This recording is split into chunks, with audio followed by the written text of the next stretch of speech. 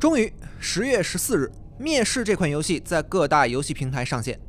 相信不少的玩家都像我一样，对这款风格迥异的游戏充满了好奇。EBB 工作室也在百忙之中接受了我们的远程采访。那么闲话少叙，就让我们看看，在制作者眼中，《灭世》究竟是一款什么样的游戏。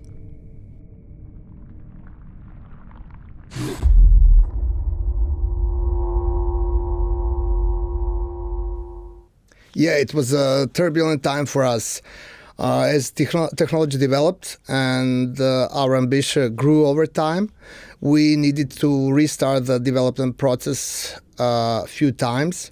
With each restart, we wanted to raise the quality bar of video fidelity, and we believe that we succeeded in that.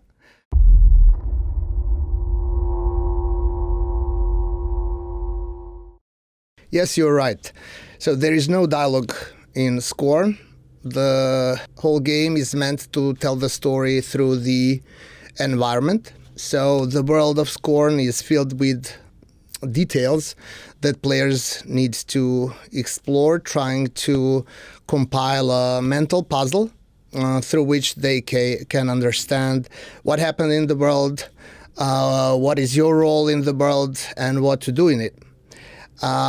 It is a bit off and far maybe from traditional narrative design, but this is something unique, and Scorn is definitely a unique experience, and you can always imagine like putting yourself or jumping into surrealistic painting, that kind of experience.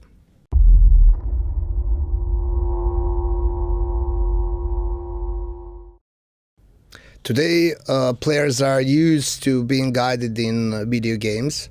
I believe that's good practice, since they are guided so they can understand the rules of the game, so they can enjoy the content more. So we went totally the opposite way. We wanted to give no guidance to players. So it's like you can imagine when your bed sheets are soaked in sweat while are you having nightmares. Do you have a guidance? No, of course no. And if you're in a museum and you're looking at the surrealistic painting, do you need a guide for that? No. So yeah, that's what the Scorn is about.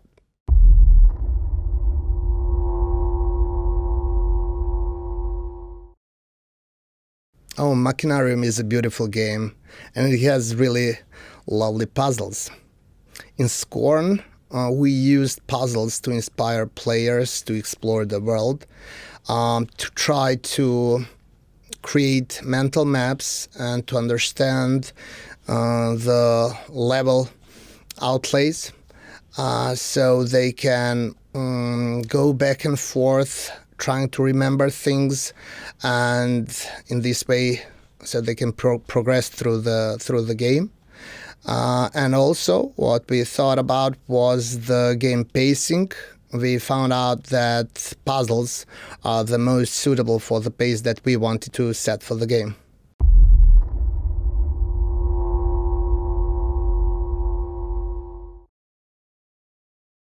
Yes, the development was really long. So we talked about technology, a new technology that appeared in the meantime, new tools that we got, new devices, new hardware. So we tried to use all of them in order to get to the point where we are satisfied with the visual fidelity.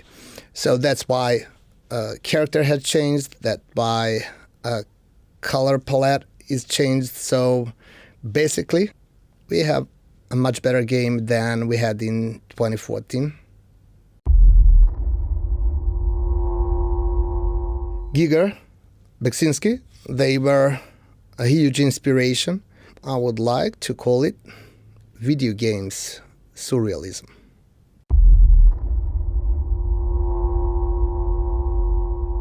I don't know, you probably played a demo, and it's very special skill if you can conclude from the demo what the game is about, but you did a really, really great job.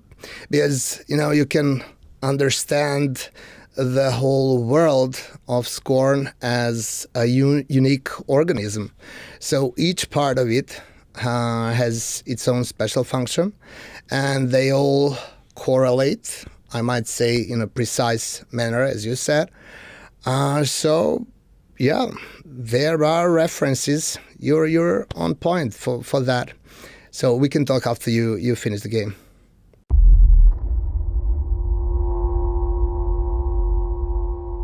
Some interesting ideas about the concept of pain and the importance of pain in human life can be found in the existentialist philosophy. So some of the ideas for Scorn are coming from that part of the thinking, human thinking.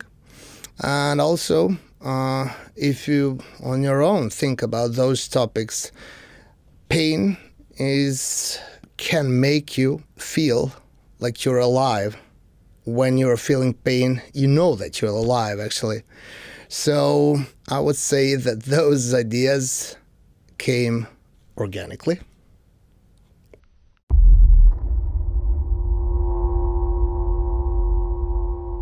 Yes, Ljubomir Peklar mentioned that in an interview. He likes Alien a lot, and he is the man behind the idea of Scorn. So there are a lot of biological ideas in the game that refer to different topics, but they are present in the game in a more of a metaphorical sense than a real biology. It's kind of philosophy of biology.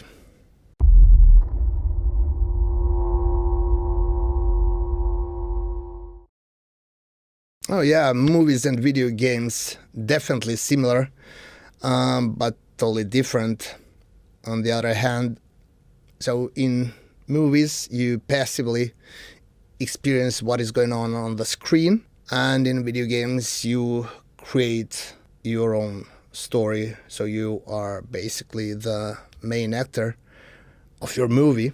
And when you ask me about the horror experience that we want to provide for our players, I might say it's a specific one in terms that you are thrown in the world that looks so gruesome and it's so repulsive that some players will definitely have the feeling of nausea. And it's not like classic horrors that try to frighten the spectators. It's about feeling of unease, feeling of unnerviness in the uncanny world. That's what we aim for.